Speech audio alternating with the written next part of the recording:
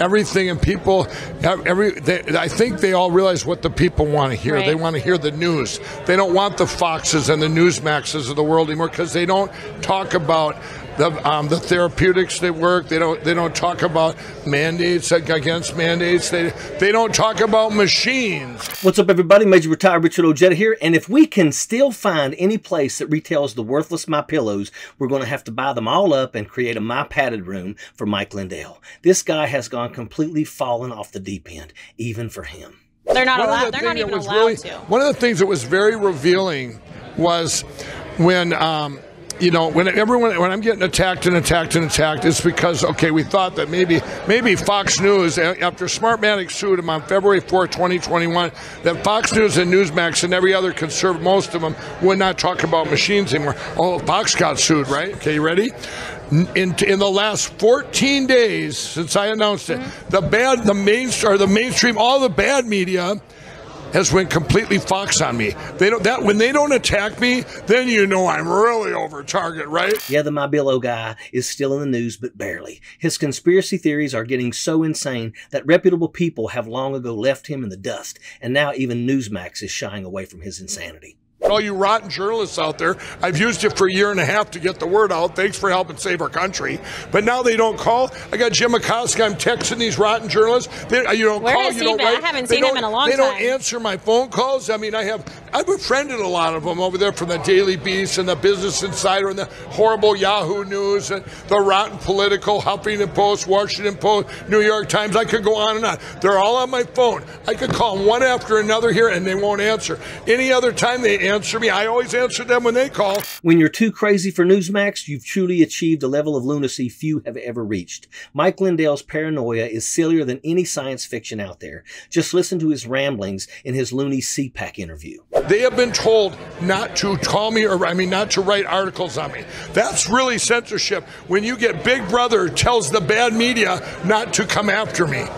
What? Yeah, I would love to know who's doing that. Yeah, that's a huge. I would love to know who is doing that. What companies? Yeah, it goes way up the ladder. When you talk about, that's a huge issue. That's silencing your journalists. Yeah, it's like you understand that that's them. That's other bad people. Way up the ladder.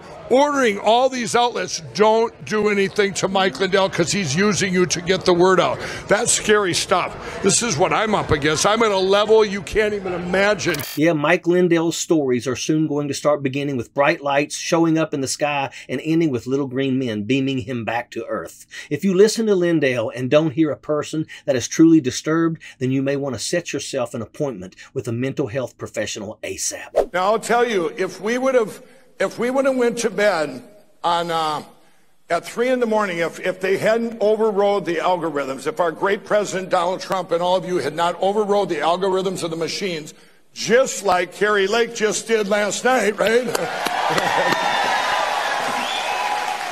That was like a rerun, right? That was a rerun. Okay, she gets up by 12,000 votes in the middle of the night. Shut down the machines. Hurry, we got to do something. What are we going to do? Well, they couldn't do it this time because they overrode it.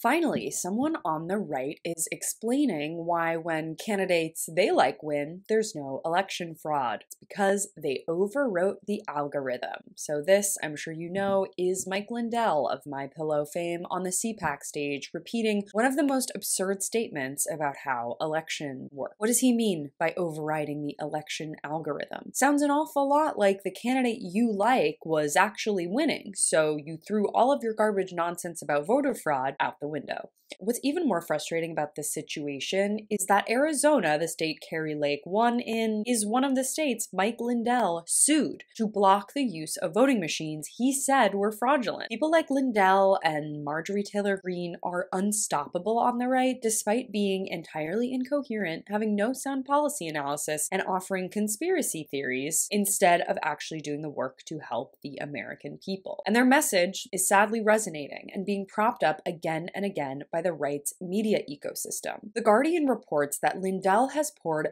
$35 to $40 million into a wide crusade of lawsuits to get rid of voting machines that he faults for Trump's defeat way back in 2020. But again, when those voting machines turn out in his favor, that's just called overriding the algorithm, folks. Pushing this big lie again and again and again when results don't turn out in Republicans' favor is quite literally ripping the fabric of our democracy apart. What can the solution be when people like Lindell, who are financially backed by Trump's own political action committee, will not take facts for an answer?